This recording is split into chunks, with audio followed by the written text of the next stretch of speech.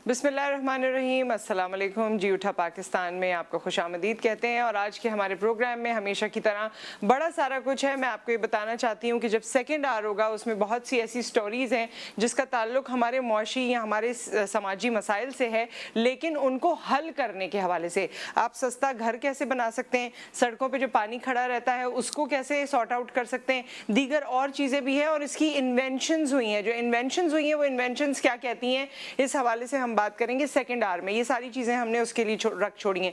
लेकिन कुछ दिनों से जो सियासी मंजरनामा है, जो खबरों में, करंट अफेयर्स के शोज़ में और आपको न्यूज़ में ओवरऑल फुटेजेस नज़र आ रही हैं, लोगों की बातें नज़र आ रही हैं, हमारे जो सियासतदान हैं उनकी सोच नज़र आ रही है, बहस मुबाहिसे हो रहे हैं। नो कॉन्फिडेंस मोशन जो था उसका आगाज़ हो चुका है। 7 दिन में हमें पता चलेगा कि जी क्या इसका रिज़ल्ट आने वाला है। आज का हमारा शुरू का घंटा भी इसी हवाले से डिस्कशन में गुजरेगा, जिसमें मुख्तलिफ लोग हमारे साथ मौजूद होंगे गुफ्तगू के लिए। सबसे पहले हम मदू करते हैं स्टूडियो में जो हमारे साथ मौजूद होंगे। मुबश्शिर मीर साहब हमारे साथ हैं, सीनियर एनालिस्ट एंड जर्नलिस्ट। अस्सलाम वालेकुम मुबश्शिर साहब, आइए प्लीज़।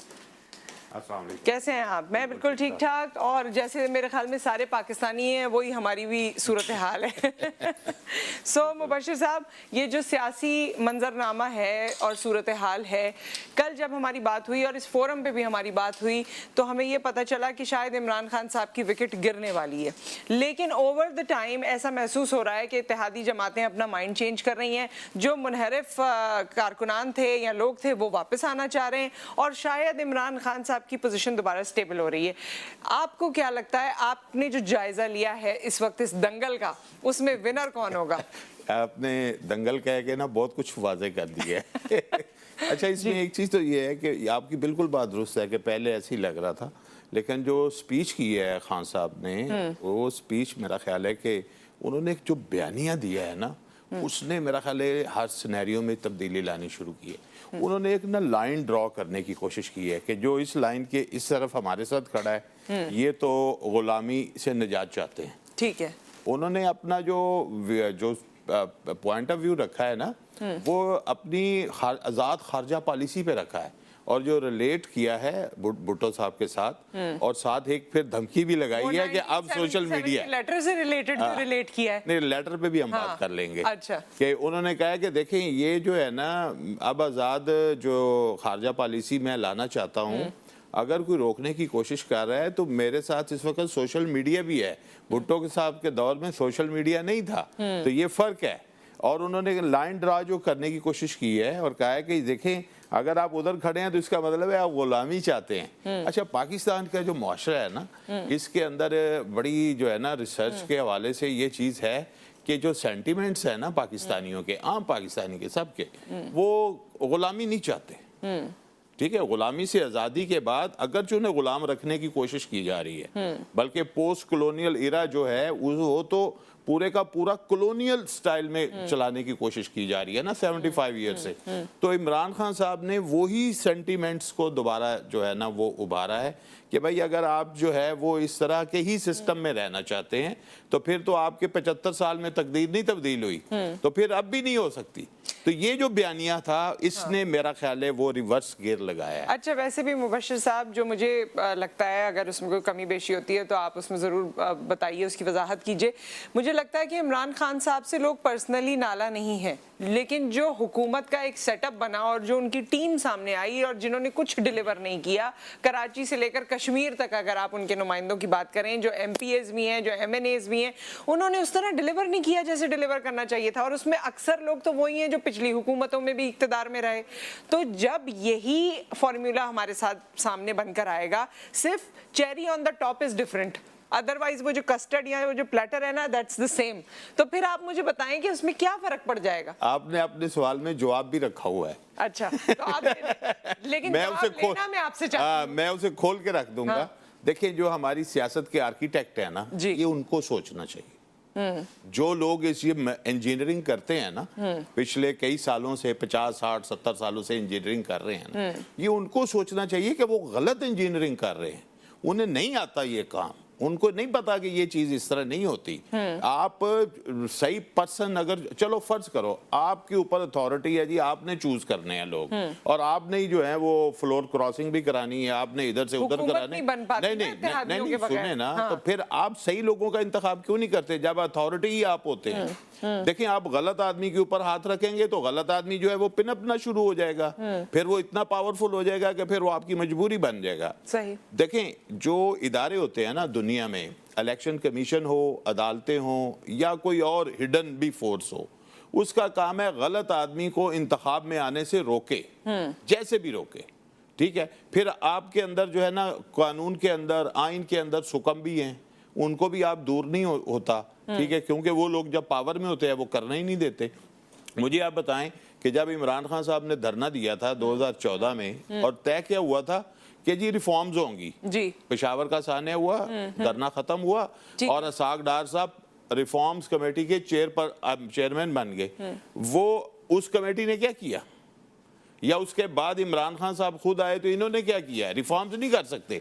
उसकी वजह है कि वो जो कभी भी नहीं कुछ कर पाए। उसकी वजह क्या है कि वो जो पावरफुल फैक्टर हैं जो सियासत में इसलिए हैं कि वो उनके ये बिजनेसेस हैं, वो कॉलोनियल पीरियड में भी उनके खानदान सियासत में थे, उनमें बहुत से लोग हैं, कुछ नए डेवलप हुए हैं, तो लिहाजा ये जो एक नेक्सस बना हुआ है ना पाकिस्तान के अंदर, मेरा ख्याल है उसको ब्रेक करने की जरूरत है। और इसको ब्रेक जो है ना वो कौन करेगा?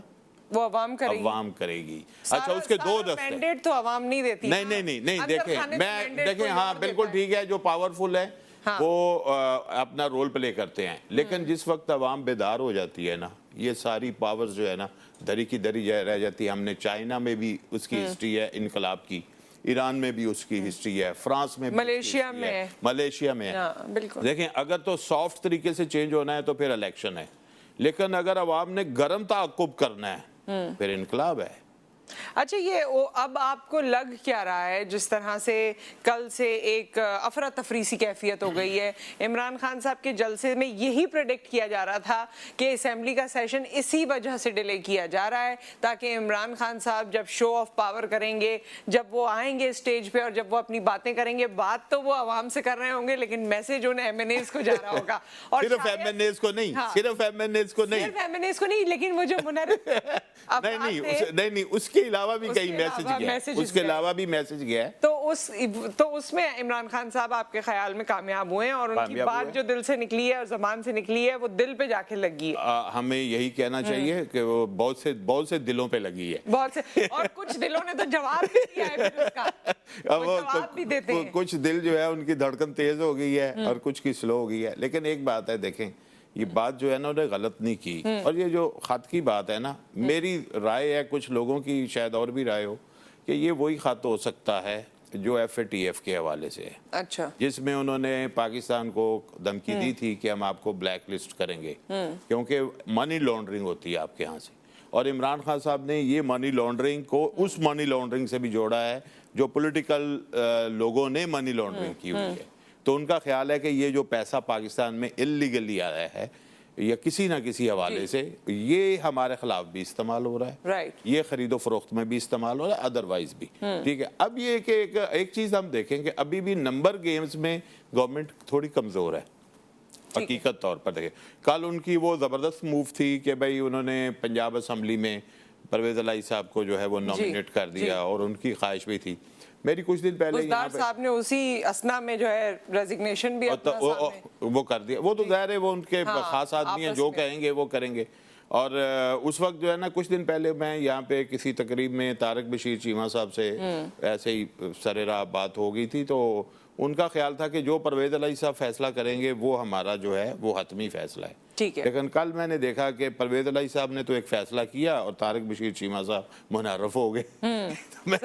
तो मैं सोच रहा था कि ये इस शख्सियत से तो मुझे मुनारफ वो उस वक्त तक उनके साथ थे जब तक उनका फैसला कुछ और था, लेकिन जब उनका फैसला एक्चुअली चेंज हुआ तो फिर वो जब, लेकिन मैंने जब उनसे बात की ना ऐसे, तो उन्होंने उनके सेंटीमेंट्स इमरान खान के बहुत खिलाफ थे।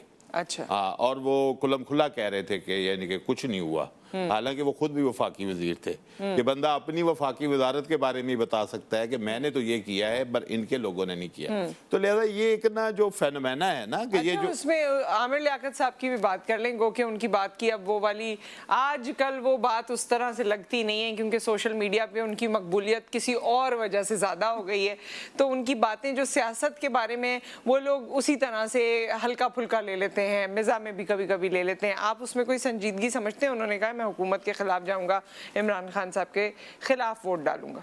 लेकिन बाद में तो उन्होंने एक तो उनका बयान आया था ना कि मैंने इमरान खान साहब को कायल कर हाँ, वो पिछले दिनों तो उन्होंने यही कहा था जब वो गाड़ी में आ रहे थे और कुछ लिहाजा फिर वो बहुत ही अनप्रेडिक्टेबल किस्म की पर्सनैलिटी हैं।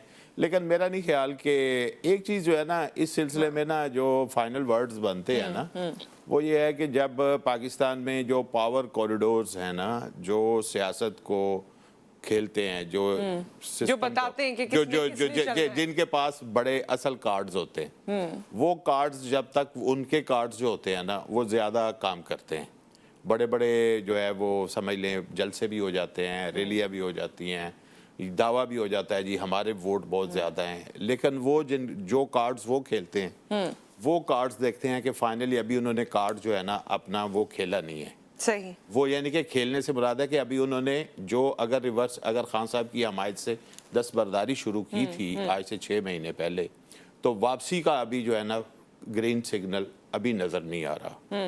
अगर आ गया आइंदा 1 दिन में 2 दिन में तो फिर तो खान साहब जो है वो सरवाइव कर जाएंगे एज ए प्राइम मिनिस्टर। लेकिन मैं समझता हूँ कि अब खान साहब जो है ना वो कुछ और हो गए हैं, अब वो विन विन सिचुएशन में चले गए हैं। आपको ऐसा लगता है? मुझे लगता है उसकी वजह है कि जो उनके खिलाफ तारीख बनाई गई है ना, जो सारा प्लान बना है, और खान साहब चूंकि कह रहे हैं कि मुझे 5-6 महीने से पता था, और उन्होंने उसकी तैयारी भी की है।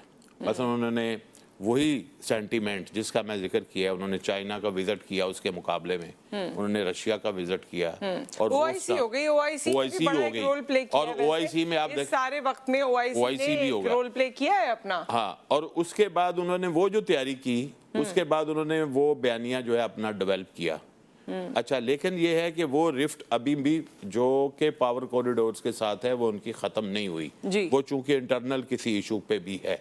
अगर वो चीज़ क्लियर हो जाती है, अगर वो समझते हैं कि हाँ ये जो इस वक्त खान साहब की पोजीशन हो गई है विन विन सिचुएशन कि वो हुकूमत में रहें या बाहर जाएं, दोनों सूरतों में वो मकबूल तरीन हो गए हैं। इस वक्त अपोजिशन का कोई लीडर ऐसा नहीं है जो इमरान खान के मुकाबले का मकबूलियत ऐसी हो। देखें उन्होंने जो ये जो बयानिया लिया है ना, इससे जो लूज किया था ना वो सारा उससे प्लस गेन कर लिया। और आप सोचें कि जो उनके इत्तेहादी जो हैं वो रहना तो उनके साथ ही चाहते हैं, जैसे एमक्यूएम है जी, तो वो लेकिन चाहती है कि कुछ मिल जाए, कुछ गिव एंड टेक हो कुछ मिल जाए, कुछ मिल जाए, ठीक है। तो वो जो मिलने वाली बात है वो भी बड़ी अब ऑब्वियस हो गई है कि क्या क्या मिल जाए। और बल्कि शेख रशीद साहब ने किसी चैनल पे ये भी कहा है कि कोई 10 के करीब लोग हैं जो 30-31 तारीख तक वापस आ जाएंगे, डेट भी दी है उन्होंने। अच्छा, लेकिन असल में गवर्नमेंट मेरा ख्याल है 3 या 4 तारीख को 3 तारीख के करीब कोई ना वोटिंग करवाना चाहती है। तो अगर उनके पास टाइम है अभी, और अभी बहुत कुछ हो सकता है, एक दिन में कितना कुछ हुआ है, तो लिहाजा अभी अगर और भी कुछ हो सकता है तो मेरा ख्याल है कि वो सितारे हैं ना किसकी गर्दिश में चले जाते हैं। लेकिन एक चीज है मैंने देखा, लेकिन इमरान खान की जो है ना शख्सियत को अगर हम एनालिसिस करें ना, उनके कैरियर को एनालिसिस करें, तो मुझे तो ये लगता है, मैं कोई वो नहीं हूँ, प्रोडिक्शन नहीं करता, लेकिन एक चीज़ मुझे लगता है कि ये हमेशा अपनी ना किस्मत की बुनियाद पे जीते हैं। इनको लक ने हमेशा सपोर्ट किया है, मेहनत भी की है, लेकिन लक बहुत काम किया, बहुत शुरू से। अगर इनकी जिंदगी देखें तो लक जो है वही इनको जो है ना एकदम सामने ले आता है, और जो लूज होते होते जो है वो विनर हो जाते हैं। तो पॉसिबल है कि शायद दोबारा वो किस्मत की देवी इस पर मेहरबान हो जाए, लेकिन इमरान खान अब जो है ना बड़ी डिफरेंट पॉलिटिक्स कर सकता है। आप डिफरेंट पॉलिटिक्स कर सकते हैं, और इसमें बाकी लोगों के क्या ख्यालात हैं वो भी हम शामिल करेंगे। मेरे ख्याल में ब्रेक का वक्त अगर मेरी टीम मुझे बता दे तो हम ब्रेक के बाद कोशिश करेंगे कि सईद गनी साहब से भी बात करें और उनका नैरेटिव भी लें कि जी पाकिस्तान पीपल्स पार्टी एक वो जमात जिसको हम देख रहे हैं कि दहाइयों से पाकिस्तान की हुकूमत में बढ़ चढ़ कर हिस्सा ले रही है, और ये नो कॉन्फिडेंस मोशन का आगाज़ भी उन्हीं के विजन के तहत हुआ है, जरदारी साहब के। सो लेट्स लेट्स सी कि सईद गनी साहब इस हवाले से क्या फरमाते हैं और क्या कहते हैं, उनका नैरेटिव मुख्तलिफ है मुबश्शिर मीर साहब से या नहीं, ये सब हम जानेंगे ब्रेक के बाद।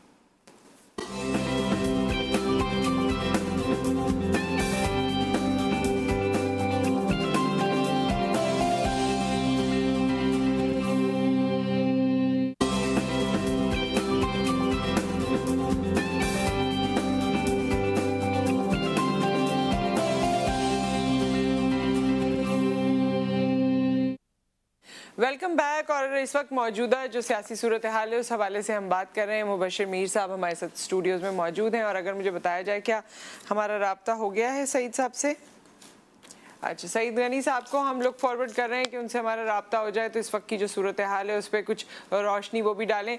अच्छा, शेख रशीद साहब ने कल किसी इंटरव्यू में ये भी कहा है कि देखिए जी, ना बाजवा साहब कहीं जा रहे हैं ना इमरान खान कहीं जा रहे हैं। बाजवा साहब का उनकी जो है ना वो पोजीशन क्लियर करने की क्या जरूरत पेश आई है? आई डोंट नो, उन्होंने ये कहा रवानी में, वो बोले कि ना बाजवा साहब, मैं आपको बता दूं, ना इमरान खान साहब कहीं जा रहे हैं ना बाजवा साहब कहीं जा रहे हैं। देखिए, एक चीज़ पता क्या है, पाकिस्तान की जो सियासत है, अगेन हमें उसको उसी तरह ही समझना पड़ेगा, अगर समझ आ जाए तो, कि यहाँ पे जो है ना वो बहुत ही अनप्रेडिक्टेबल सिचुएशन होती है।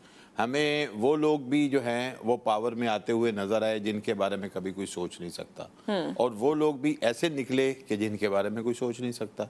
और दूसरी बात यह है कि ये जो हमारे मुल्क में एक ट्रेंड है ना ताहयात अपना पावर में रहने का, ये दुनिया के तरक्की याफ्ता मुल्कों की हम मिसालें देते हैं, वहाँ पे ख़त्म हो चुका है। अब अमेरिका हम करते हैं तो अमेरिका में 3-4 प्रेसिडेंट रिटायर्ड जिंदगी गुजार रहे हैं।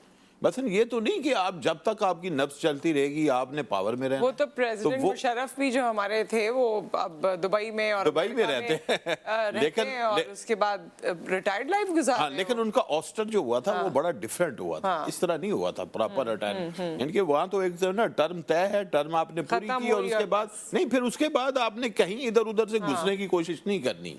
हमारे यहाँ तो ये अमेरिका में भी यही हमने देखा है, बस ट्रम्प के दौर में हुआ है कि बार बार अभी देखें ना पाकिस्तान के अंदर इस वक्त 3 प्राइम मिनिस्टर तो मुझे याद आ रहे हैं, जो फिर कहीं कोई MNA कोई MPA है और वो है सेनेटर है, और फिर वो घुसने की कोशिश कर रहे हैं भाई, और औलादे भी घुसाई हुई हैं। बिल्कुल, आप सोचें जरा, तो ये क्या है, ये पावर लस्ट है कि जो आपको नॉर्मल इंसान की तरह कोई और काम करने में आप वो नहीं आने देती। और इसका मतलब है कि आप प्रोफेशनली आप बहुत कमजोर हैं, आप इसी जो है ना वो पोजीशन में रहे, आपने सर्व किया, एक टॉप की पोजीशन पे भी चले गए और एक आपने कुछ जो कर सकते थे किया, उसके बाद अगली नस्ल को काम करने का मौका दें। भाई ये 22-23 करोड़ लोग हैं, इनमें से और न लोगों को आगे आने दें। लेकिन देखें, और लोग भी जो आगे आए उसमें से बड़े सारे ऐसे लोग हैं जो अब पहले सियासत का हिस्सा नहीं थे। जो प्रेसिडेंट ऑफ पाकिस्तान है, गवर्नर ऑफ कराची हैं, वो भी गवर्नर ऑफ सिंध हैं, वो भी पहले आम लोगों में ही उनका शुमार होता था ना। सियासत तो उन्होंने PTI में आकर ही शुरू की है। लेकिन वो तो 20-22 साल से PTI के साथ है ना, बल्कि 25 साल से वो डे फर्स्ट से इमरान खान के साथ ही हैं। लेकिन हाँ, वो उन्होंने तो कोई वो इधर उधर भी नहीं गए। अच्छा, ये थोड़ा सा जो मैं गड़बड़ा सी गई थी तो वो मुझे इन्फॉर्मेशन आ रही थी। सईद गनी साहब इस वक्त हमारे साथ फोन कॉल पर मौजूद हैं। अस्सलाम वालेकुम। जी सईद साहब, जो इस वक्त सियासी मंजरनामा है उस पर हम चाहते हैं कि आपका भी फीडबैक लें, क्योंकि कुछ दिन पहले तक ऐसा महसूस होता था कि शायद इमरान खान साहब की हुकूमत जा रही है, उसकी पॉपुलैरिटी में कमज़ोरी आ गई है, लेकिन कहा यह जा रहा है, मुबश्शिर साहब भी हमारे साथ स्टूडियोज़ में मौजूद हैं, कहते हैं कि जी 27 तारीख के जलसे के बाद उनकी पोजीशन स्ट्रांग हो गई है, और कल जिस तरह से इस पूरी तहरीक का आगाज़ हुआ है बाकायदा, उसके बाद ऐसे लगता है, या TV चैनल्स पे आके PTI के रहनुमा ये कह रहे हैं कि जी हम इसमें से सुरखरू होकर निकल जाएंगे। आपका क्या तज्जिया है? एक तो मैं आज भी बड़ा कॉन्फिडेंट हूँ जी जा रहा है, और हमारे आइन में वाज़ेह तौर पर लिखा है कि जिस शख्स के पास कौमी असम्बली में 172 अरकान की हिमायत होगी वो वज़ीर आज़म होगा। आइन में कहीं नहीं लिखा है कि आप 5 करोड़ लोगों का जलसा कर लेंगे तो वज़ीर आज़म बन जाएंगे। इमरान खान का अवल तो जलसा, खैर जितना वो दावे कर रहे थे, क्लेम कर रहे थे, उसका 10% भी नहीं था, लेकिन अगर हो भी जाए उससे शायद 3-4 गुना बड़ा भी हो जाए, तब भी हकीकत ये है कि 172 मेंबर्स असेंबली में उनके पास इस वक्त नहीं है। अच्छा, दूसरी बात जो आप कह रही है कि जी पीटीआई के लोग कह रहे हैं, जाहिर है वो तो यही कहना चाहिए। अगर वो आज ये कहना शुरू कर दे कि हमारे पास मेजोरिटी नहीं है, तो जाहिर है कि वो तो उनका काम फारिग हो जाएगा। वो आखिर वक्त तक यही कहेंगे कि हमारे पास नंबर्स पूरे हैं। लेकिन जो आपको नजर आ रही है चीजें सामने, कोई खुफिया चीज नहीं है कि पीटीआई के बहुत सारे अरकान हैं जो अलग ऐलान अपने आप को उनसे अलग कर चुके हैं जी। और ये मैं आपको बता रहा हूँ कि वो तादाद उन लोगों तक महदूद नहीं है जिन्होंने ऐलान किया है, उससे हटके भी बहुत बड़ी तादाद मेंबर्स की है जो इमरान खान के साथ आपको नजर आते हैं लेकिन उसके साथ नहीं है। जो इत्तेहादी है उसमें अगर परवेज इलाही साहब ने ये कह दिया तो, लेकिन आप देखिए कि काफ लीग में ही टूट फूटी है और उसके मेंबर्स वाजे तौर पर कह रहे हैं कि इमरान के खिलाफ वो वोट डालेंगे। तो मुझे तो सीधी सीधी कैलकुलेशंस हैं, किसी सूरत नहीं लग रहा कि इमरान खान इसे सर्वाइव कर सकेगा। अब कोई खुदाई मौजूदा हो जाए तो अलग बात है, बाकी दुनिया में तो मुझे कोई ऐसा रास्ता ताकत नजर नहीं आ रही। आप इस बारे में इतने क्लियर हैं। अच्छा सईद साहब, चलिए मैं इसको स्पेसिफिक कर देती हूँ। पीटीआई में अगर हम बात करें तो शेख रशीद साहब ने ये कहा है कि 30-31 तारीख तक हमारे और जो मुनहरिफ अरकान थे वो भी वापस आ जाएंगे, और भी उन्होंने जो अपने नंबर्स बताए हैं वो 168, 169 तक वो कहते हैं अभी तक हो गए हैं, और भी लोग आ जाएंगे। और उन्होंने तो ये भी कहा कि 172 से तजावुज कर जाएंगे हमारे मेंबरान, इतने लोग वापस आ जाएंगे। इस पे क्या कहते हैं आप? पहली बात तो ये कि शेख रशीद साहब ने 35 साल में जितनी भी पेशेंट हुए इस तरह की बातें की हैं, मुझे कोई बता दीजिए कोई 2-4-5 जो सही बातें साबित हुई हो। उनकी ये सलाहियत है, वो बड़ी जताई के साथ गलतजानी करते हैं और जो मीडिया पे लोग बैठे होते हैं अक्सर उनकी बातों को सही मान लेते हैं। तो मैं आपको कह रहा हूँ कि कोई एक आदमी जो उनसे मुनहरिफ हुआ है वो वापस नहीं आ रहा। इन्होंने नाम लिए थे ना 4-5, मैं आपको कहता हूँ अभी फोन मिलाइए जरा, पूछिए उनसे कि वो क्या कहते हैं। मैंने कल टीवी चैनल पे 2-3 लोगों को सुना, उन लोगों को जिनके वो नाम दे रहे थे। अच्छा, आपको मैं फिर कह रहा हूँ, मैं नाम बताना नहीं चाहता, वो लोग जो आज इमरान खान के साथ बैठे हैं जी, वो भी उनके साथ नहीं है। हो सकता है कि आपको उसमें कोई सरप्राइज मिल जाए कि जब ये वोट ऑफ नो कॉन्फिडेंस पे रायशुमारी हो तो वहाँ बहुत सारे ऐसे लोग भी पीटीआई के आ जाएंगे जो इस वक्त इमरान खान के साथ है। तो हम तो बड़े कॉन्फिडेंट हैं और जो सीधी बात है, बड़ी कॉमन सेंस की बात है, जो लोग हल्के की सियासत करते हैं उनको पता है कि जब अगले इलेक्शन होंगे 6 महीने में होते हैं, साल में होते हैं, इमरान खान की इस नालायक हुकूमत का बोझ कांधों पे उठा के कोई शख्स अवाम में नहीं जा सकता। इस वक्त जिन लोगों ने 3-3.5 साल इस हुकूमत को सहारा दिया वो भी ये चाहते हैं कि वो जो लाइबिलिटीज हैं वो अपने सर से उतारें और अवाम के पास जब जाएं तो ये लेकर जाएं कि इमरान खान ने महंगाई की थी, हमने उसको छोड़ दिया। इमरान खान ने मैशत का बुरा किया था, हमने उसको छोड़ दिया और हम अवाम की वजह से उसकी हुकूमत को छोड़कर आ गए। तो ये सर्वाइवल की बात है उन लोगों की जिन्होंने लोगों से वोट लेना है। तो अगर कोई ऐसी बेवकूफ़ी कर सकता है जैसी चौधरी परवेज इलाही ने की है, जो मैं आपको बता रहा हूँ कि पीटीआई की नॉमिनेशन के बावजूद ही चीफ मिनिस्टर वो नहीं, एमक्यूएम ने भी की है, एमक्यूएम ने भी इजहार यकजहती किया है। नहीं, मेरी जो इंफॉर्मेशन है अब तक की, इमरान खान के साथ एमक्यूएम ने अभी तक कोई हामी नहीं भरी और वो कह रहे हैं कि हम अपना फैसला करेंगे। लेकिन जो मुलाकातें हुई हैं एमक्यूएम के साथ जिनमें मैं शामिल रहा हूँ, वो मुलाकातें बहुत अच्छी हुई और मुझे डॉक्टर सोफी से भी मुतमईन हूँ कि वो अपोजिशन के साथ आएंगे। लेकिन बहरहाल ये फैसला तो एमक्यूएम में करना है, लेकिन मैं मुतमईन हूँ कि आ जाएंगे। अच्छा, एक और बात भी मैं आपसे वजाहत चाहूंगी। शेख रशीद की दोबारा मैं बात करना चाहती हूँ। उन्होंने ये भी कहा कि मैं इमरान खान साहब को ये मशवरा दे रहा हूँ, अभी तो हम सुरखरू हो जाएंगे लेकिन मैं उनको ये मशवरा दे रहा हूँ कि बजट के बाद और हज के बाद इलेक्शन करवा लें, क्योंकि इस वक्त उनकी पॉपुलैरिटी बहुत अच्छी है और मैं ये मशवरा उनके सामने मैंने पेश किया है कि आप फिर इलेक्शन करवा लें और फिर देख लेते हैं कि कौन जीत कर आता है। तो देखिए, एक तो मैं ये वादा कर दूं कि पीटीआई की जो असल पॉपुलरिटी थी ना वो 2013 में थी। ठीक है, 18 के इलेक्शन में तो उनको जबरदस्ती जितवाया गया, वो सबको पता है, सारी दुनिया को पता है, शवाहिद मौजूद है। तो इवन 2018 में भी जो इंतखाबात हुए थे तो पीटीआई को कुछ 16 मिलियन वोट पड़े थे और पीटीआई के अलावा दीगर जमातों को कोई 34.5 मिलियन वोट पड़े थे। और जो जमातें इस वक्त ऑपोजिशन में हैं जिसमें पीपल्स पार्टी और पीडीएफ की जमातें शामिल हैं, उनको 23.5 मिलियन वोट पड़े थे। तो अगर आप 18 में जब पीटीआई का सो कॉल्ड उरूज भी था और पूरी हिमायत भी थी एस्टेब्लिशमेंट की और उनको जितवाया भी गया, तब भी पीटीआई जो है वो सबसे लार्जेस्ट पार्टी नहीं थी इन टर्म्स ऑफ वोट। उन्होंने ऑपोजिशन से कब वोट लिया था। अब अगर आप देखें पिछले साल 1.5 साल में इतने जितने इलेक्शन हुए हैं, पीटीआई ने सवाए एक के सारे इलेक्शन आ रहे हैं आप कराची बैठिए, कैंटोनमेंट बोर्ड के इलेक्शन हुए, पीटीआई बुरी तरह हारी और अपने मजबूत तरीन इलाकों से हारी है।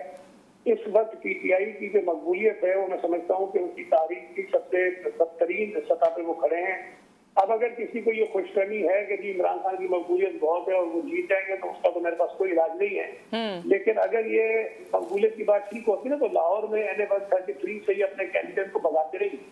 इन्होंने वो इलेक्शन इसलिए नहीं लड़ा कि ये अगर इस वक्त बहुत बुरा असर हो गया पीटीआई को हल्के में तो शायद अगले इंतखाबात में इसमें असरअंदाज होंगे। तो उन्होंने टेक्निकली अपने कैंडिडेट के पेपर रिजेक्ट करवाए, जो उसका कवरिंग कैंडिडेट था उनकी एहलियां थी उसके पेपर रिजेक्ट करवाए ताकि वो एक बड़ा शिकस्त से अपने आप को बचा सके। तो जिस जमात का ये हाल हो कि वो लाहौर जैसे शहर में बाई इलेक्शन से राय फरार इख्तियार कर ले, अगर शेख रशीद ये कहता है कि इसकी मकबूलियत बहुत है तो मैं क्या कह सकता हूँ। अच्छा, 2018 में आपने कहा कि वो जिस तरह जितवाया गया और ऑब्वियसली हम पावर गेम की यहाँ पर बात करते हैं तो उसी पावर गेम को लोग आपसे भी, आप लोगों से भी मुंसलिक कर रहे हैं, पाकिस्तान पीपल्स पार्टी से भी मुंसलिक कर रहे हैं कि इस वक्त ये जो आपका लाया अमल है और विजन है इसमें भी कहीं ना कहीं उस पावर का हाथ है। पीपल्स पार्टी की अगर आप हिस्ट्री उठा के देख लें ना, पीपल्स पार्टी हमेशा विक्टिम रही है इंतखाबात में धांधली की और एस्टेब्लिशमेंट की। पीपल्स पार्टी ने किसी मौके पे ये नहीं कहा कि हमें इलेक्शन जितवाने में एस्टेब्लिशमेंट हमारा कोई साथ दे, हमारी कोई मदद करे। पीपल्स पार्टी हमेशा एस्टेब्लिशमेंट की हिमायत के हामी जमायतों के सामने लड़कर इंतखाबात में आई है और हमने हमेशा कोशिश ये की है कि एस्टेब्लिशमेंट का रोल पाकिस्तान के इंतखाबात में खत्म हो जाए और तमाम सियासी जमातों को लेवल प्लेइंग फील्ड मिले। अगर वो कोशिश शहीद मोहतरमा बेनजीर भुट्टो ने की, वो कोशिश आसिफ अली जरदारी करते हैं, वो कोशिश बिलावल भुट्टो जरदारी करते हैं, तो मैं नहीं समझता कि इसको उस अंदाज में लिया जाना चाहिए कि हम किसी को ये कह रहे हैं कि हमें इंतखाबात से जितवा दें और जो हमारी मुखालिफ जमातें हैं उनको जमीन के अंदर दफन कर दें। ऐसा ना पीपल्स पार्टी ने कभी किया है, नाम कर रहे हैं। और आज भी हमारी जदोजहद और लड़ाई यही है कि पाकिस्तान की सियासत आजाद होनी चाहिए, पाकिस्तानी कौम के पास ये इख्तियार और हक होना चाहिए कि वो लोगों को मुंतखब करें। सईद साहब, हमारे साथ स्टूडियोज में मुबशर मीर साहब सीनियर जर्नलिस्ट मौजूद हैं, उनके जहन में भी एक सवाल आ रहा था, मुझसे कह रहे हैं पूछने के लिए, मैं चाहती हूँ खुद ही पूछें वो। जी मुबशर साहब। जी प्लीज। जी अस्सलाम वालेकुम जी सईद साहब। बस मैं ये जानने की कोशिश करूंगा आपसे कि जो MKM के साथ आपके मुतअद्दिद सेशन हुए हैं उसमें आप उन्हें ऑफर क्या कर रहे हैं? एक तो मेरी बात पहले 2 दिन से मैं बता चुका हूँ और ये मेरी बात सही इसलिए भी हुई कि MKM के भी कुछ लोगों को मैंने सुना टीवी पे तो उन्होंने भी वही बात कही जो मैं कह रहा था मीटिंग के डिस्कशन का। अच्छा, हमने ऐसा उनको ऑफर कोई नहीं की थी। MKM की तरफ से कुछ चीजें हमारे सामने आई जरूर थी और ये मैं बार बार कह चुका हूँ कि उसमें ना उन्होंने गवर्नरशिप मांगी थी, ना उन्होंने सिर्फ हुकूमत में कैबिनेट में कोई हिस्सा मांगा था। उनकी जो चीजें थी वो मजबूरी तौर पर वो इशूज थे जो वो समझते हैं कि जी उससे लोगों के मसाइल हल हो सकते हैं और उसमें कई चीजें ऐसी हैं जिसपे हमारा MKM का इत्तेफाक है। मिसाल के तौर पे वो कहते हैं कि जो जाली डोमिसाइल सुबह से बैठते हैं उसका कोई इशू है जिसकी वजह से लोगों से जाती होती है। ये सिर्फ MKM नहीं कहती है, पीपल्स पार्टी भी कहती है, सुबह से की दीगर जमातें भी कहती है, तो उससे हमारा कोई इख्तलाफ नहीं है। MKM ने ये कहा कि जो बल्दियाती निजाम में तरामीम होनी है वो सुप्रीम कोर्ट के फैसले की रोशनी में करें। सुप्रीम कोर्ट का फैसला आ गया, हमने उसको चैलेंज नहीं किया, हम रिव्यू भी नहीं गए, हम चाहते हैं कि उस फैसले के मुताबिक अमेंडमेंट कर लें, कोई इस पे भी इख्तलाफ नहीं है। MKM ये कहती है कि जी जो 40-60% जॉब्स का कोटा है अर्बन और रूरल का, उनकी राय है जिससे हमें थोड़ा सा इख्तलाफ भी है कि वो कह रहे हैं इस पर अमल दरामद नहीं हो रहा, उससे जाती है। हमने कहा कि उसको बैठ के चेक कर लेते हैं, जो डेटा आपके पास है जो हमारे पास है शेयर कर लेते हैं, अगर आपके साथ आपकी बात ठीक होगी तो उस पर हमें अमल करना चाहिए। इसकी कायदे कानून में ये लिखा है तो उस पर कोई इख्तलाफ नहीं है।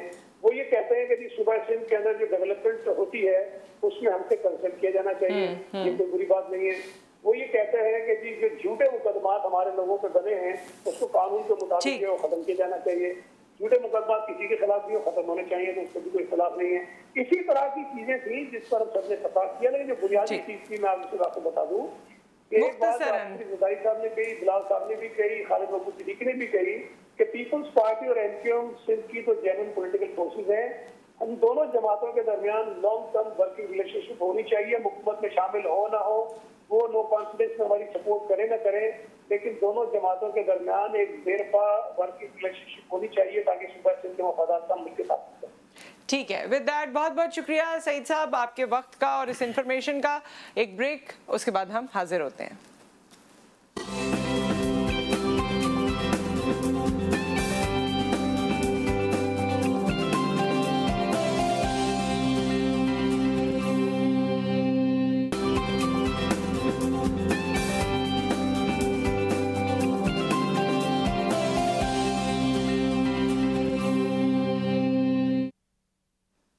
Welcome back. और सईद गनी साहब ने बड़ी सारी बातें कही। मुबशिर साहब, उन्होंने तो क्लियर कहा है इमरान खान साहब के बारे में कि इमरान खान जा रहा है, ये उनके अल्फाज थे। देखिए बात वही है कि जैसे उन्होंने कहा ना कि पीटीआई के लोग कहेंगे कि नहीं जा रहा, तो ये तो ज़ाहिर अपोजिशन में है, ये भी कहेंगे कि जा रहा है।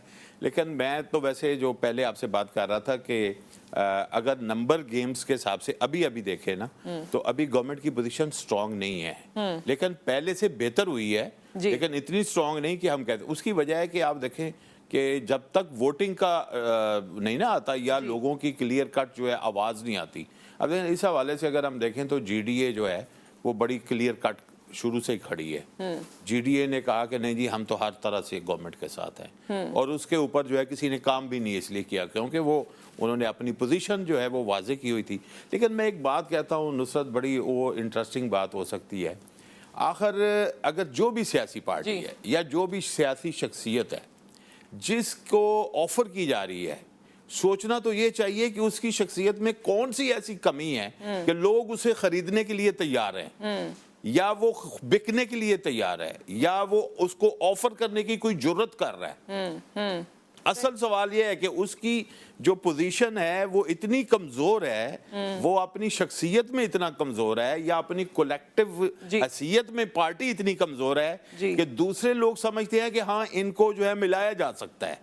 ये सबसे जो है वो सियासत में हमारी कमजोर तरीन पोजीशन है। और दुनिया के किसी मुल्क में एक फिगर भी लीक हुई थी कि 18 करोड़ की ऑफर किसी 18 क्या 25-30 तक पहुंच की बात। अभी अब देखो ना सेनेटर्स की सीटें कितने खुलेआम बिकी हैं, ठीक है, पहले भी बिकी। अच्छा, और उसे एक्सेप्ट भी किया उन्होंने कि ये तो जमाने से होता है, जमाने से होता है, जैसे इस पे बुरा मना रहे हैं। अच्छा ये देखें कि कुछ लोग कहते हैं ना जी वो सियासत में गिव एंड टेक होता है। नहीं, सियासत में अगर नजरिया होगा तो फिर नजरिए की बुनियाद पे गिव एंड टेक होगा, उसके मुताबिक होगा। अब ये है ना कि खुल्लम खुल्ला अपनी वफादारी की कीमत वसूल करना, तो मैं तो ये समझता हूँ कि ये अगर किसी दुनिया के और जो मुअज़्ज़म मुआशरों की हम बात करते हैं ना, जिनके एग्जाम्पल देते हैं, उधर हुआ होता तो अवाम इन तमाम लोगों के साथ जो है ना इंतहाई बुरा सलूक करती कि जो खुलेआम सौदाबाजी कर रहे हैं। तो लिहाजा ये देखना चाहिए, पब्लिक को ये देखना चाहिए, पूरे पाकिस्तान के अवाम को, कि यार ये हमारे कौन से लोग हैं जो हमारी पार्लियामेंट में जाके हमारी किस्मत के फैसले करते हैं और हमारे लिए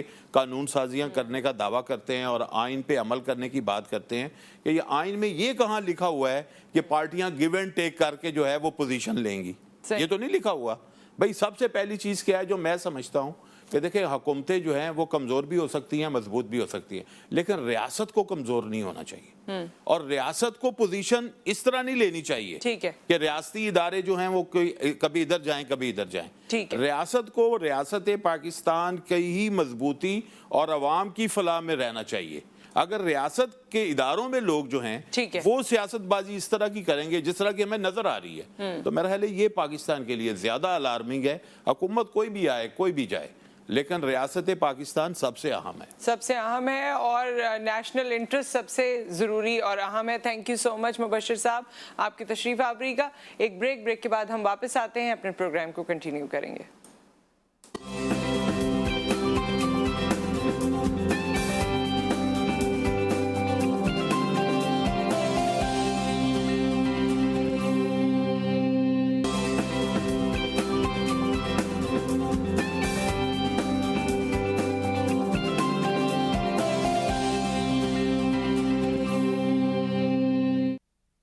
वेलकम बैक। और इस सेगमेंट में मुख्तलिफ चीज़ों की तरफ हम बढ़ेंगे, लेकिन उससे पहले क्योंकि पिछले सेगमेंट में दो नज़रिए हमारे पास आए, मुबशिर मीर साहब ने कहा कि जी हुकूमत नहीं जा रही है, सईद गनी साहब ने कहा हुकूमत जा रही है, तो हमने सोचा कि डॉक्टर हुमा बकाई से भी एंकर पर्सन हैं, जर्नलिस्ट हैं, उनसे मालूम करें कि उनकी राय क्या है इस मामले में, और फिर हम इस सब्जेक्ट को आज के दिन के लिए यहाँ पर क्लोज करेंगे। अस्सलाम वालेकुम डॉक्टर हुमा।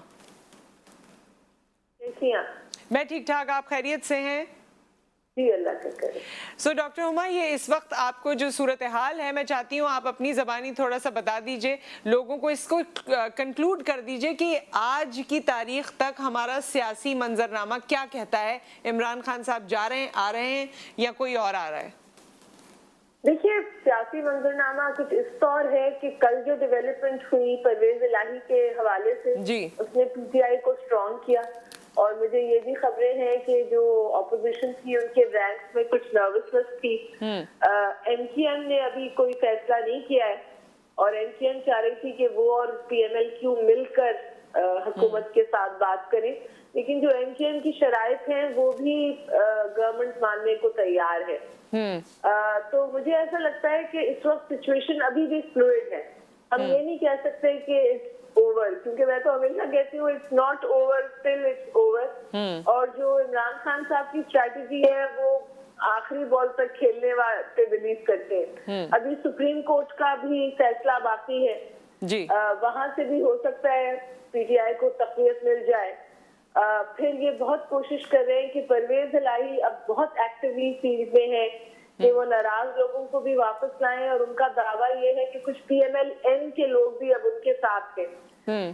जहांगीर तरीन ग्रुप और अलीम ग्रुप की भी बात ये हो रही है कि शायद वो हुकूमत के साथ आ जाए। तो मेरे ख्याल में हुकूमत जितनी वीक पोजीशन में 3 दिन पहले थी आज नहीं। They are back in the game. Let's put it this way. Jahangir तरीन साहब के हवाले से जिस तरह आपने खबर शेयर की, आपको लगता है कि वो अपनी तमाम जो ग्रीवेंसेस थे उनको भूलकर दोबारा साथ आ सकेंगे? उनकी मेजर ग्रीवेंस जो थी वो गुजदार साहब थी। And I wish Imran Khan साहब had done this earlier. बहरहाल देर आए दुरुस्त आए। उन्होंने वो कर लिया, और मैंने तो कल नुसरत लिखा फेसबुक पे कि it's a test of their own medicine. जो खेल तवातुर के साथ ऑपोजिशन खेल रही थी, टिकटों का खेल, पैसों का खेल, वो मेरे ख्याल है अब हुकूमत भी ने भी सोचा कि, और इमरान खान साहब ने भी सोचा कि आपको उसी पिच पर आके खेलना है। बाज दफा फॉर लॉन्गर गेन आपको कुछ शॉर्ट टर्म में ऐसी चीजें करनी पड़ती है जो आपको बहुत पसंद ना हो, लेकिन अभी भी मुझे लगता है कि जो हुकूमत वक्त है it is in the game. आप ये नहीं कह सकते कि गिवन। और मेरे ख्याल है आपको 3 अप्रैल तक, जब तक वोटिंग नहीं होती, हमें नहीं पता होगा कि क्या सूरत हाल है। हाँ, मेरा ये जरूर ख्याल है कि जो भी नतीजा निकले अर्ली इलेक्शंस होने चाहिए। ठीक है, अब ये अर्ली इलेक्शंस होने चाहिए वाली जो गुफ्तगू है ना, ये मैं चाहती हूँ कि when you come to our studios तो हम करें। Thank you so much for your time. Thank you for having me. बहुत बहुत शुक्रिया। और अब हमें, क्योंकि अपने एक और मेहमान की जानिब वो हमारे साथ मौजूद है, उनकी जानिब हम चलें, अगर मेरी टीम मुझे बता दे एक बार। क्यों? ओके, सो हम आपको लिए चल रहे हैं अपने दूसरे मेहमान की जानिब, जिन्होंने एक डिफरेंट आइडिया, कंटेनर स्कूल का आइडिया लॉन्च किया, और किन बच्चों के लिए लॉन्च किया, कौन सी खिदमत वो कर रहे हैं, उसका स्टैंडर्ड क्या है, इस हवाले से हम बात करेंगे। अब्दुल मन्नान लियाकत हमारे साथ मौजूद हैं। अस्सलाम वालेकुम। जी वालेकुम अस्सलाम। जी, कैसे हैं आप? ठीक ठाक हैं अब्दुल मन्नान? जी अल्हम्दुलिल्लाह। और ये साथ में फुटेजेस भी हम दिखा रहे हैं। सो अपने इस कंटेनर स्कूल के बारे में हमें बताइए, क्योंकि कंटेनर की तो वैसे अटैचमेंट पॉलिटिक्स के साथ ही हो गई है काफ़ी अरसे से। कंटेनर पे कौन है उसको हम पॉलिटिकली देख रहे होते हैं, लेकिन आपने एक अच्छा और वो कॉन्सेप्ट जो सोसाइटी के लिए या बच्चों के लिए बेहतरीन हो सकता है, इसके बारे में प्लीज़ डिफाइन कीजिए। आपने बड़ा अच्छा आगाज किया कि कंटेनर को हमेशा से हम लोग देखते आए हैं कि रास्ते बंद करने के लिए इस्तेमाल हुआ। तो ये मेरा ख्याल है कि पाकिस्तान का पहला कंटेनर है जो रास्ते खोलने के लिए इस्तेमाल हो रहा है, और तालीम के रास्ते हैं, शऊर के रास्ते हैं जो इन बच्चों के लिए इंशाल्लाह खुलेंगे। The journey get started from a dream actually back in 2014। 2014 में मैं अपनी गाड़ी पे ट्रैवल कर रहा था और एक सिग्नल पे मैं रुका, और वहाँ पे एक बच्चे को मैंने देखा कि जो कि एक कचरे के ढेर से एक अखबार के टुकड़े को निकाल के पढ़ने की कोशिश कर रहा था। This actually change my life. और I start working, I discuss this idea with my university fellows कि हमें कुछ इनिशिएटिव लेना पड़ेगा कि पाकिस्तान में 2.5 करोड़ से ज़्यादा बच्चे जो हैं वो सड़कों की खाक छान रहे हैं। पाकिस्तान में 49% ऑफ द गर्ल्स जिनकी उम्रें 5 से 16 साल के दरमियान है, they never attend a school. तो इट्स हाई टाइम कि हम लोग आगे बढ़ें। और हम लोग क्या कर सकते हैं, फिर इस कॉज का नाम हम लोगों ने रखा ईच वन टीच वन। अगर हर इंडिविजुअल अपनी जिम्मेदारी, अपनी कैपेसिटी में किसी एक बच्चे के लिए एक बच्चे की तालीम अफोर्ड कर ले, तो हम उन 2.5 करोड़ बच्चों को पढ़ा सकते हैं। तो ये जो स्कूल की आप फुटेज देख रही हैं, ये मेरा दूसरा स्कूल था एक्चुअली। पहला अच्छा। स्कूल मैंने अपने घर को कन्वर्ट कर दिया, आबाई घर था गांव में, उसको कन्वर्ट कर दिया स्कूल में। ठीक। फिर ये जो दूसरा स्कूल था, स्ट्रीट कंटेनर स्कूल कह रहे हैं, फुटपाथ स्कूल कह रहे हैं। इसको एक शिपिंग कंटेनर को हम लोगों ने दोस्तों ने मिल के हम लोगों ने इसको खुद जो है वो बनाया, खुद पेंट किया, खुद इसको हर चीज इसकी की। और ये अब प्रॉपर एक फर्निश्ड स्कूल है जिसमें तमाम तर जदीद सहूलियात जो कि तर्ज तालीम की सही। सहूलियात कितने होती हैं, बच्चे हैं जो आपके इस स्कूल में? इस स्कूल में तकरीबन 100-125 बच्चा आता है। अच्छा, ये सारे स्ट्रीट चिल्ड्रन आते हैं, स्ट्रीट चिल्ड्रन? एग्जैक्टली। तो क्या किस तरह आपने टाइम मैनेज किया है? आई एम सो सॉरी, कते कलामी हो रही है, लेकिन किस तरह से आपने इनके साथ टाइम मैनेज किया है? और फिर ये तो बड़े साफ सुथरे लग रहे हैं, बड़े अच्छे से अटायर में दिख रहे हैं इस वीडियो में। तो क्या इनका कोई यूनिफॉर्म है? क्या सिलसिला है? क्या पैकेज है? किस तरह से आप इनको लेकर चल रहे हैं? ओके, मैं आपको बताता हूँ कि जैसे ही हमारे पास बच्चा आता है, पढ़ाई सेकेंडरी है, ठीक है। ये स्कूल जो है, इनको आप रिहेबिलिटेशन सेंटर्स कह रहे हैं, ये शाम के वक्त चलते हैं 4 से 7 बजे तक, हमारे तीनों स्कूल जी। और यहाँ पे जैसे ही बच्चा आता है उसको पढ़ने के लिए बिल्कुल नहीं कहा जाता। पहले 2 से 3 महीने उसकी कम्युनिकेशन पे काम किया जाता है, उसकी ड्रेसिंग पे काम किया जाता है, उसके बिहेवियर पे काम किया जाता है, उसकी सफाई सुथराई पे काम किया जाता है। फिर जाके ये बच्चे का अपना डिसीजन होता है कि उसको आज किताबें चाहिए, उसने आज लिखना है जैसे दूसरे बच्चे लिख रहे हैं, फिर उसको किताबें प्रोवाइड की जाती हैं। अच्छा। तो उसके बाद एक दिन आता है जो कि तकरीबन 8-10 महीने की मेहनत के बाद आता है कि वो बच्चा खुद डिसीजन लेता है कि अब मैंने स्कूल जाना है जी। तो फिर हम लोग को एनरोल कर देते हैं उसके घर के करीबी एक स्कूल में।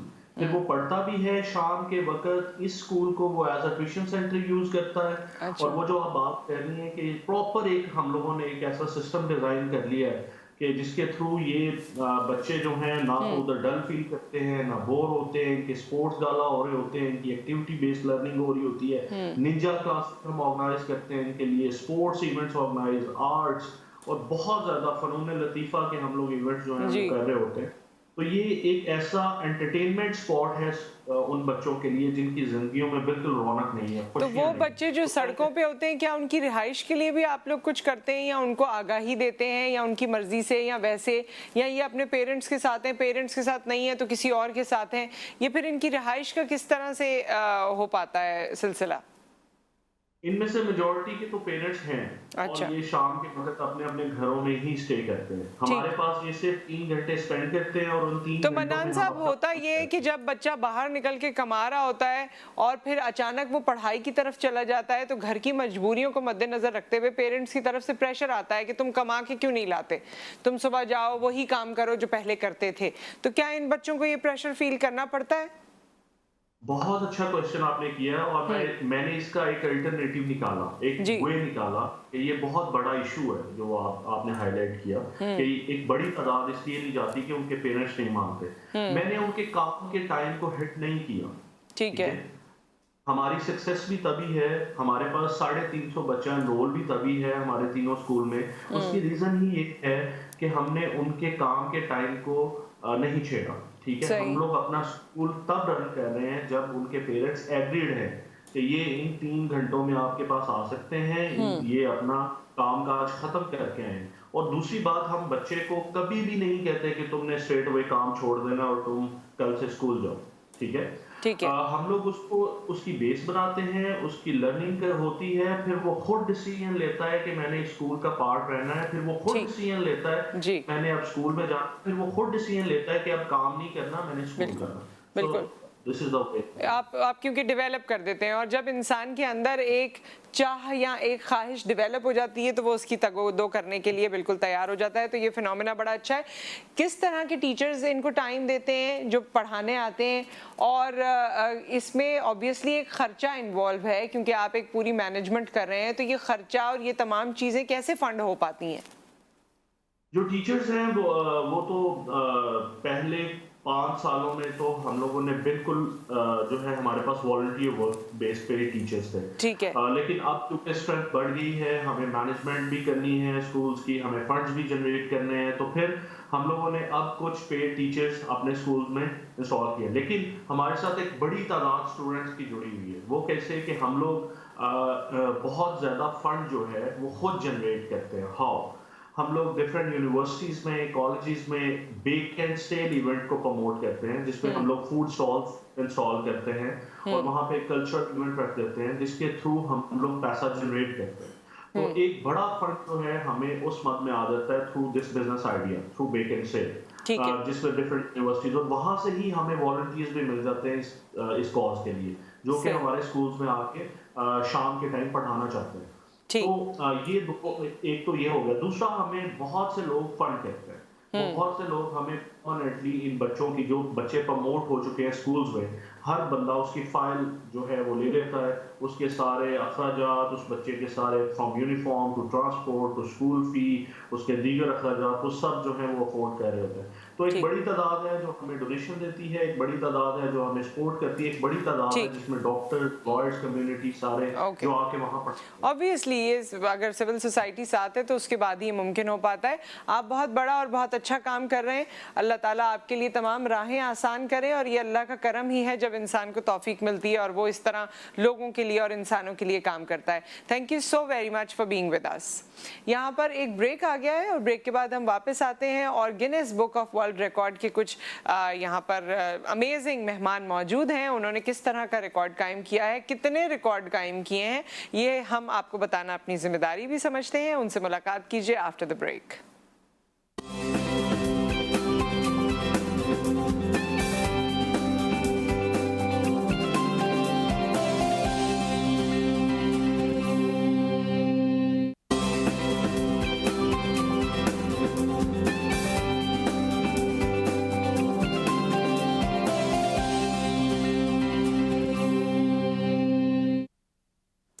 Welcome back. सो हमारे पास जी Guinness book of world record holders आज मौजूद हैं, जिनमें एक तो मैं आपकी मुलाकात करवाना चाहती हूँ, नसीमुद्दीन साहब हैं जो oldest Pakistani Guinness book world record holder हैं और 70 इयर्स के हैं माशाल्लाह। लेकिन 3-4 महीने पहले इन्होंने एक रिकॉर्ड बनाया है, उसके बारे में ही हमें बताएंगे। अब मैं अभी आपसे बताती हूँ। बहुत बहुत शुक्रिया आपकी तशरीफ़ आवरी का। अस्सलाम वालेकुम। वालेकुम सलाम। और हमारे साथ इनके साहबजादे मौजूद हैं जिन्होंने कोई 75 रिकॉर्ड बनाए हैं, Guinness book of world record 75 बनाए हैं। और राशिद नसीम इनका नाम है। मार्शल आर्ट कैटेगरी में इन्होंने ये तमाम रिकॉर्ड बनाए। इसके अलावा ये अपनी एकेडमी भी चलाते हैं और उसमें से भी जो बच्चे निकल रहे हैं उन्होंने भी रिकॉर्ड बनाए और इनकी अपनी बेटी ने भी रिकॉर्ड बनाया। अस्सलाम वालेकुम। वालेकुम अस्सलाम। कैसे हैं आप? ठीक ठाक हैं? अल्लाह का शुक्र। सो 75 का मतलब किस उम्र से बनाना शुरू कर दिए और मार्शल आर्ट कैटेगरी में? पहला रिकॉर्ड जो है वो मैंने 2013 के अंदर जो है वो बनाया था। और जब पहली मरतबा जब आलमी रिकॉर्ड बनाने का मौका मिला तो उस वक्त भी एक साथ 4 आलमी रिकॉर्ड मैंने रजिस्टर करवाए थे गिनेस के अंदर। और फिर तकरीबन हर साल 8, 9, 10 रिकॉर्ड जो है वो मेरी एवरेज बनती है। लेकिन जो 2020 जो गुजरा था पिछला साल, उसमें मैंने 20 रिकॉर्ड जो है वो एक साल में रजिस्टर करवाए गिनेस के साथ। अच्छा। और अब जो है गिनेस वर्ल्ड रिकॉर्ड जो है वो लाजमी सी बात है कि मैं एक बहुत फेमस वर्ल्ड रिकॉर्ड होल्डर हूँ गिनेस वर्ल्ड रिकॉर्ड के अंदर as a martial art category के अंदर। जब मैं रिकॉर्ड्स बनाता हूँ तो उनकी तरफ से जो है वो एक नुमाइंदा है जो मुझसे टच में रहता है। और जब मुझे रिकॉर्ड्स बनाने होते हैं तो मुझे थोड़ी सी इतने रिकॉर्ड आपने बनाए हैं कि वो आपसे अब कांटेक्ट में रहते हैं कि भाई नया रिकॉर्ड कौन सा बनने जा रहा है। जैसे ही मैं उनको ईमेल करता हूँ, जैसे गिनेस का जो रिस्पॉन्डिंग टाइम होता है वो 15 डेज का होता है, लेकिन मुझे वेरी मतलब विद इन 1 आवर जो है उनकी ईमेल का जो है अच्छा, वेरी नाइस। और इसके अलावा फिर कुछ रिकॉर्ड्स के अप्रूवल में भी मुझे काफी आसानी होती है अब। तो उसकी तो वजह से जैसे मार्शल आर्ट कैटेगरी में भी मुख्तलिफ चीजें होती हैं, एक दो अगर आप बताना चाहें जो रिकॉर्ड आपने बनाया है या ब्रेक किया है। कैटेगरी में देखें, जब हमारे पास बच्चा आता है तो हम बच्चे को बहुत सारी चीजें सिखा रहे होते हैं और उन्हीं चीजों के अंदर मैंने वर्ल्ड रिकॉर्ड्स बनाए। मिसाल के तौर पे जब बच्चा हमारे पास आता है तो वो पंचेस मारना सीखता है, हम भी पंच मारना सिखाते हैं। अच्छा, ये आपने ये तो बड़ी फेमस वीडियो हुई थी जिसमें ये आपने हाथ के साथ वॉलनट ब्रेकिंग का रिकॉर्ड है। ये मैंने इटली में किया हुआ है। ये इटली का एक टीवी शो है। अच्छा, कि वहाँ पर मैं ये गिनीज वर्ल्ड रिकॉर्ड बना रहा हूँ और ये 2017 का रिकॉर्ड है। आज से 5 साल पहले शायद मैंने ये बनाया था वहाँ। और ये बड़ी वीडियो वायरल हुई थी कुछ दिन पहले, हमने देखी थी। और इस तरह से आपने ये हेड के साथ जो मैंने वॉलनट ब्रेक किए थे। हाँ हाँ, मैं समझी, वो यही वाली वीडियो थी। अच्छा, ओके, हेड के साथ है, वो हेड के साथ है वॉलनट ब्रेकिंग का। ठीक ठीक ठीक ठीक। तो ये भाई ये तो this is lot of practice. और इसमें आपको दर्द वर्द नहीं होता? ये आपने कवर किया होता है, क्या है? नहीं, दर्द तो देखें किस चीज में नहीं होता है, दर्द तो होता है, लेकिन ये मैं इसलिए पूछ रही हूँ बिकॉज मैं तो एक ले मैन की तरह आपसे सवाल करूंगी। लाजमी सी बात है, मैंने आपसे कहा कि जब बच्चा हमारे पास आता है हम उसको पंचेस मारना सिखाते हैं, किक्स मारना सिखाते हैं, नी स्ट्राइक्स मारना सिखाते हैं, एल्बो स्ट्राइक्स मारना सिखाते हैं, ग्रैपलिंग सिखा रहे होते हैं। तो इन्हीं तमाम चीजों में जो है वो मेरे पास गिनीज वर्ल्ड रिकॉर्ड है। फिर ननचक है, स्टिक है। अब दुनिया में जो ननचक के जो सबसे ज्यादा आलमी रिकॉर्ड है इस वक्त वो मेरे पास है। मैंने ननचक मुकाबलों के अंदर चाइनीज मार्शल आर्ट जो वर्ल्ड चैंपियन है उसको कई क्या होता है ये ननचक? ननचक जो 2 स्टिक्स होती है, बीच में चेन होती है, आपने देखा होगा। ओह यस, अपनी फिल्मों में बहुत। हाँ, जैकी चैन एंड ब्रूस ली, या हाँ। तो उस वेपन में जो है वो मेरे पास इस वक्त पूरी दुनिया में सबसे ज्यादा जो है मेरे पास इस वक्त आलमी रिकॉर्ड है। और मैंने इस आप देखें दुनिया में सबसे ज्यादा समझा जाता है कि चाइना आगे है, इटली, इंग्लैंड, अमेरिका, ये तरक्की याफ्ता कंट्रीज है सारी ना। तो मैंने इन ही कंट्रीज के जो है वो रिकॉर्ड्स ब्रेक किए, उन्हीं लोगों को हराया है। वाह, अच्छा, ना सिर्फ इन्होंने हराया है बल्कि इन्होंने ये प्रैक्टिस कर करके अपने अब्बू को भी कहा कि आप भी कुछ कर सकते हैं और रिकॉर्ड बना सकते हैं। सो ये नसीम साहब हमारे साथ मौजूद हैं। आपने जो रिकॉर्ड बनाया उसके बारे में बताइए। एप्पल का है। अच्छा, एप्पल, सेब का रिकॉर्ड है। सेब। हाँ, क्या करना था उसको? तो उसको कम से कम मतलब 1 मिनट के अंदर हाँ, जितने भी हैं वो ऐसे करके क्रश करना था। क्रश करना है, समझ। सही, ठीक है। तो वो तकरीबन 21 मैंने किए उसको। 21 क्रश किए? 14 के उसमें 1 मिनट में 21 1 मिनट किए? 1 मिनट एक मिनट में 14 1 मिनट का टाइम होता है। हाँ, ये हम तो दिखा भी रहे हैं, ये देखिए। 14 का वो था मेरा। मेरा 21 किए मैं। 21 आपने किए हैं, ये देख लीजिए भाई। और ये अभी 3-4 महीने पहले अंकल का रिकॉर्ड है। 70 इयर्स इनकी एज है। एज बताने का मकसद ये है कि देखिए इंसान अगर एक्सेप्ट कर ले कि जी मेरी एज हो गई है, मैं कमज़ोर हो रहा हूँ, तो फिर वो कमज़ोर होता चला जाता है।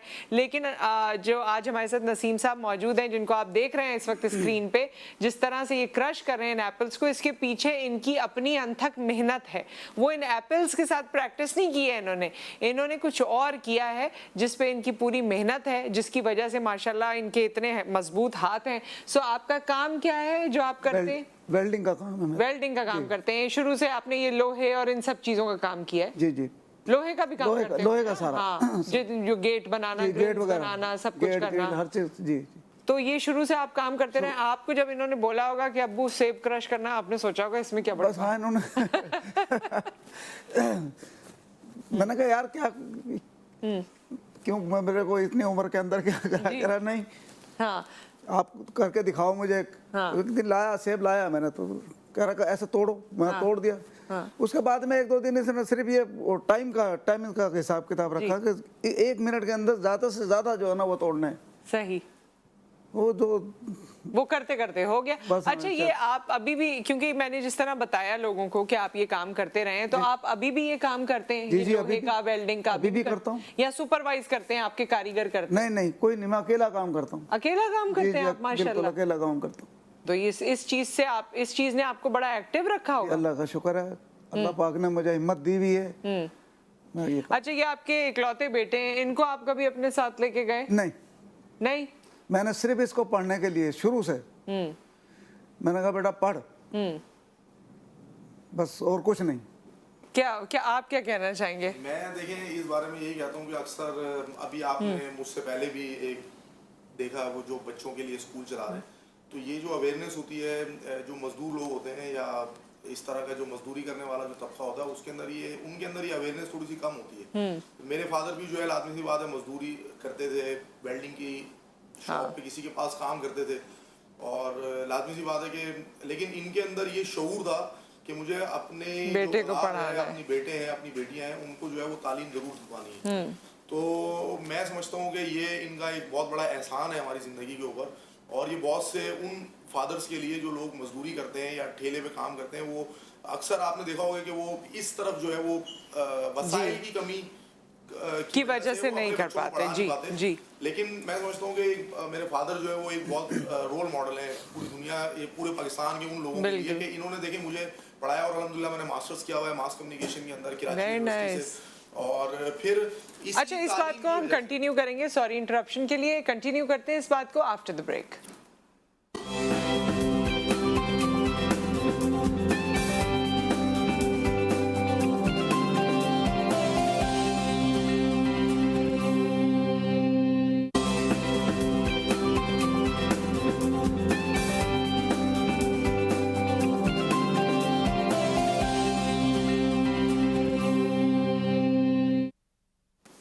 Welcome back. हमारे साथ नसीमुद्दीन साहब मौजूद हैं, राशिद नसीम साहब मौजूद हैं। इन दोनों ने वर्ल्ड रिकॉर्ड्स बनाए हैं, Guinness book of world records में इनका नाम आया है, और राशिद साहब का तो कोई 75 दफ़ा नाम आ चुका है। इनकी बेटी ने भी रिकॉर्ड बना लिया है। उस पर बात करने से पहले आप वालिद साहब के बारे में बात कर रहे थे, जो कि बड़ी इंपॉर्टेंट थी लोगों के लिए, वो मुकम्मल कर लीजिए। जी बिल्कुल, मैं यही कह रहा था कि फ़ादर उन तमाम लोगों के लिए जो है ना वो रोल मॉडल हैं, और क्योंकि लाजमी सी बात है कि ये ख़ुद बहुत सारी मजबूरियों की वजह से अपनी एजुकेशन अपने दौर में जारी नहीं रख सके थे, और तो लाजमी सी बात है कि एक मज़दूर तबके के दिमाग में ये चीज़ आना, और फादर के दिमाग में ये चीज़ आना कि नहीं यार मैं ख़ुद तो मज़दूरी करता हूँ, किसी की शॉप पे काम करता हूँ, लेकिन मैंने अपनी औलाद को, अपनी बच्चों को जो है वो पढ़ाना है, तालीम दिलानी है। तो और फिर सिर्फ तालीम नहीं दिलानी, आला तालीम दिलानी है। मैं इसको यहाँ पे बहुत ज़्यादा मेंशन करूँगा कि मुझे अभी भी याद है कि मैंने जब ग्रेजुएशन कंप्लीट किया तो मुझे एक जॉब की ऑफ़र आई। उस वक्त फादर जो है वो 5,500 रुपये की जो है वो जॉब करते थे, और मुझे एक जगह से ऑफ़र आई जॉब की 7,000 की। तो मैंने फादर से उस वक्त आके पूछा, मैंने कहा कि आप मुझे एक जगह से जॉब की ऑफ़र आई। तो फादर ने मुझसे पहला सवाल यही किया कि यार MA करने में अभी कितना टाइम है। मैंने बोला अभी तकरीबन 2 साल लगेंगे। तो अबू ने कहा नहीं, अभी आप जो है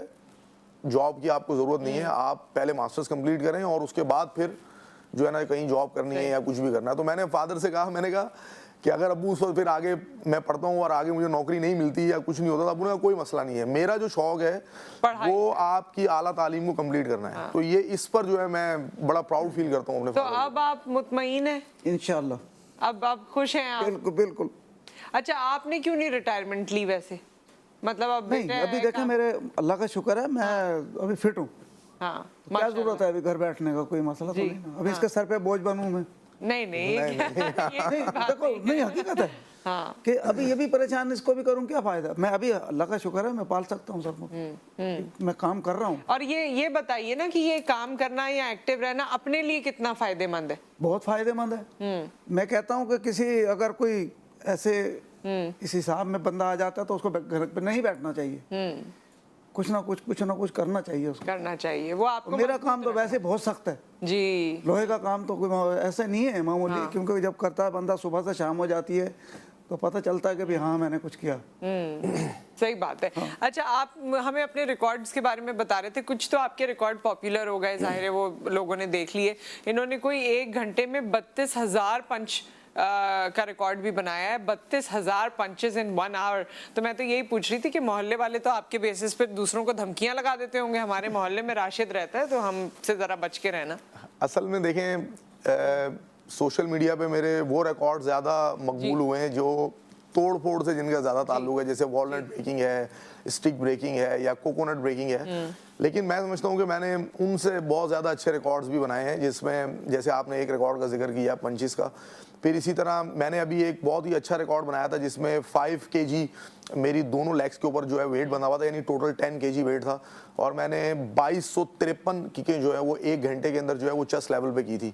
और ये मेरी लाइफ का सबसे मुश्किल तरीन रिकॉर्ड था, और इसके लिए मैंने जितना हार्ड वर्क किया था मेरे ख्याल में मैंने किसी भी रिकॉर्ड के लिए नहीं किया। लेकिन अगर हम सोशल मीडिया पर मकबूलियत के हवाले से देखें तो वो रिकॉर्ड बिल्कुल अलग है सोशल मीडिया पे। बिल्कुल जी, वो वीडियोस भी मैं सोशल मीडिया पे डालता हूँ, लेकिन मैंने आपसे कहा ना कि वो 32,000 पंच वाला रिकॉर्ड किसी को अच्छा नहीं लगता, लेकिन वॉलनट और कोकोनट ब्रेकिंग वाला रिकॉर्ड जो है वो अच्छा लगता है। तो लोग ये समझते हैं कि शायद राशिद नसीम जो है या तो वो वॉलनट ही ब्रेक करता है या अखरोट ब्रेक करता रहता है। और भी बता दीजिए लेकिन ना। इसी तरह फिर एल्बो स्ट्राइक्स के मैंने रिकॉर्ड बनाए हैं, फिर किक्स के कैटेगरी में क्या होता है? एल्बो स्ट्राइक्स में सिंगल एल्बो स्ट्राइक मैंने इन 1 मिनट जो है वो 350 एल्बो स्ट्राइक्स की हैं। उसके अलावा फिर अल्टरनेट एल्बो स्ट्राइक जो है वो मैंने 300 से अबव की हुई हैं। फिर नी स्ट्राइक के जो है वो 5 kg एंकल वेट के साथ जो है वो मेरे पास रिकॉर्ड है। फिर किक्स के रिकॉर्ड्स हैं। फिर इसी तरह ननचक्स का मैंने 1 मिनट में ननचक्स को टारगेट के ऊपर 350 टाइम्स जो है वो हिट किया, यानी कि 1 सेकंड के अंदर ये ऑलमोस्ट 6 मर्तबा जो है वो बनता है, जो कि मैंने सिंगल हैंडली जो है तो आप स्ट्राइक बहुत प्रैक्टिस करते हैं घर में? तकरीबन जो है मेरी डेली की जो प्रैक्टिस है आज भी वो तकरीबन 4 आवर्स के करीब जो है वो बन जाती है। और मैं डेली जो है वो तकरीबन 4 बजे जो है वो अपनी अभी प्रैक्टिस स्टार्ट करता हूँ। फिर उसके बाद मेरे स्टूडेंट्स आते हैं, मैं फाउंडर एंड प्रेसिडेंट हूँ Pakistan academy of martial art का, तो वहाँ पर मेरे स्टूडेंट आते हैं। और आपके स्टूडेंट्स ने भी बल्कि रिकॉर्ड जी, मैं अभी यही आपको कहने लगा था कि देखें, असल अच्छी चीज़ और इम्पॉर्टेंट चीज़ ये होती है कि आप को जो फन आता है या जो आपको अल्लाह ताला ने अता किया हुआ है या आपने अपनी मेहनत से हासिल किया है, वो आप दूसरों में भी मुंतकिल करें। तो अल्हम्दुलिल्लाह मेरे 10 स्टूडेंट हैं जो कि Guinness book of world record के अंदर जो है वो नाम दर्ज करा चुके हैं, जिसमें स्ट्रेचिंग के वर्ल्ड रिकॉर्ड्स हैं, पुशअप के वर्ल्ड रिकॉर्ड्स हैं, और ननचक कैटेगरी में भी मेरे एक स्टूडेंट ने वर्ल्ड रिकॉर्ड बनाया है। फिर इसी तरह फातिमा है, फिर मेरे फादर हैं। फातिमा ने किस, जो आपकी बेटी है उसने क्या रिकॉर्ड बनाया? फातिमा ने जो है वो 7 इयर्स ओल्ड थी तब, उन्होंने जो है अल्टरनेट एल्बो स्ट्राइक का रिकॉर्ड बनाया था। जब उन्होंने पहली मरतबा रिकॉर्ड बनाया तो 211 एल्बो स्ट्राइक का रिकॉर्ड था इंडिया की एक लड़की के पास। उन्होंने उसका रिकॉर्ड तोड़ा। फिर एक और लड़की थी, इंडियन मार्शल आर्ट प्लेयर थी, उसने जो है वो 258 एल्बो स्ट्राइक की। तो फातिमा ने विद इन 3 मंथ्स के अंदर अंदर जो है उसका वो रिकॉर्ड जो है वो ब्रेक किया और 272 एल्बो स्ट्राइक करके दोबारा वो रिकॉर्ड अपने नाम किया। वाह। अच्छा, अब्बू से कोई और रिकॉर्ड अब बनवाना है या बस एक रिकॉर्ड ये एप्पल वाला हुआ तो काफी है?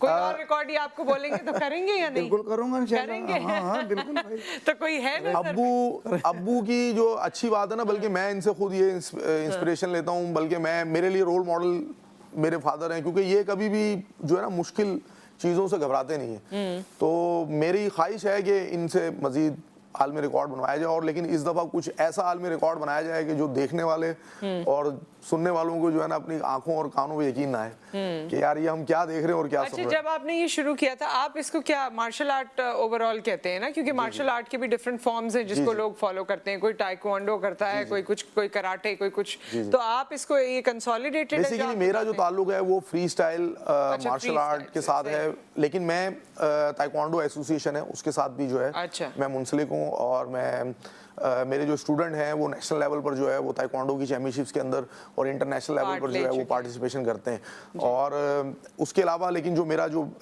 मेजर जो मेरा गेम है वो फ्री स्टाइल कराटे रेसलिंग है, और मैं उसका खुद 3 साल जो है वो अल्हम्दुलिल्लाह नेशनल चैंपियन भी रहा हूँ। और मैंने हर लेवल पर जो है वो फाइटिंग के मुकाबले किए हुए, और ऑल लाहौर, ऑल पंजाब, और नेशनल लेवल पर, इंटरनेशनल लेवल पर मैंने वर्ल्ड चैंपियनशिप खेली हुई है कंग फू तुआ की। इसके अलावा फुल बॉडी कॉन्टैक्ट की मैंने एशियन चैंपियनशिप खेली हुई है।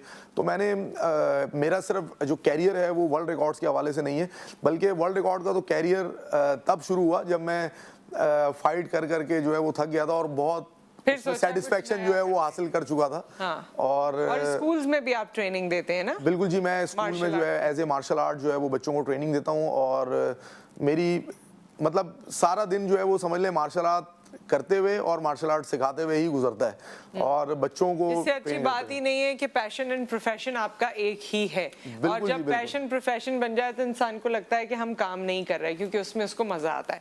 थैंक यू सो मच, बड़ा अच्छा लगा आप लोगों से मिलके। चाहते थे मजीद बात करें, कोई जाते जाते कुछ कहना चाहते हैं आप, कुछ कोई बात जो दिल में हो, छोटी सी मुख्तसरन? मुख्तसर सी तो ये है कि भाई वालिदैन को अपने बच्चों को कुछ ना कुछ उसकी ख्वाहिश ऐसी रखो कि कुछ मुल्क के लिए कुछ करे। सही बात है, सही बात है। छोटी सी अगर बात मैं अगर बताऊं, जब ये पैदा हुआ था ना, तो राशिद महनास जी वो शहीद हुए थे, ये पैदा हुआ था। उस टाइम पे उसकी बहुत चर्चा हुआ जी। मैंने अल्लाह ताला से दुआ करी थी कि अल्लाह पाक जो उससे काम लिया, इसका राशिद नाम भी उसी के ऊपर रखा मैंने हाँ सही। कि अल्लाह पाक इससे भी कोई ऐसा काम लेके मेरा जो जी फखर हो, फखर है वो मुझे हाँ, मुल्क के हवाले से कुछ कर सके, फखर हो सके। और देखिए अल्लाह ताला ने आपकी ख्वाहिश पूरी की है, माशाल्लाह माशाल्लाह। अंकल इमोशनल हो गए। हकीकत है ये, मैं अल्लाह पाक ने मेरे बिल्कुल बिल्कुल नहीं, अल्लाह आपकी और ख्वाहिशात पूरी करे। और बहुत अच्छा लगा आपसे मिलके। और देखिए यही माँ बाप की बात होती है ना कि वो जैसा सोचते हैं और जैसी नीयत करते हैं वैसी चीज़ें होने लगती हैं। तो अपने बच्चों के नाम रखने से लेकर, उनके हवाले से सोचने से लेकर, और अपने आइडल जो हमारे आज आइडल्स हैं वो क्या हैं उनके हवाले से सोचने का ये तमाम असर होता है कि इस तरह के लोग टैलेंटेड बड़े हो जाते हैं। ना, माँ बाप अगर कुछ नहीं कर सकते तो औलाद से तो करा ले कम से कम, औलाद को मौका दे, औलाद को सपोर्ट करे। ऐसी देखे ना, कोई ऐसी मजबूरी होती है कि वो नहीं कर सकते जी। जैसे मैं बीच में मैंने अपनी पढ़ाई छोड़ी, मैं फैसलाबाद से कराची आ गया, तो जाहिर है फिर मैंने, अब मेरी सोच यही थी कि मैं अपनी औलाद को जो है मैं आप तो औलाद को फेमस कर रहे थे, आप खुद बहुत फेमस हो गए। मैं आपसे और भी बात करती, टाइम यहाँ खत्म हो गया। आप सब अपना ख्याल रखिए, थैंक यू। आपका भी बहुत शुक्रिया, अपना ख्याल रखिए, हमसे जुड़े रहिए, आपसे कल मुलाकात करेंगे। अल्लाह हाफिज।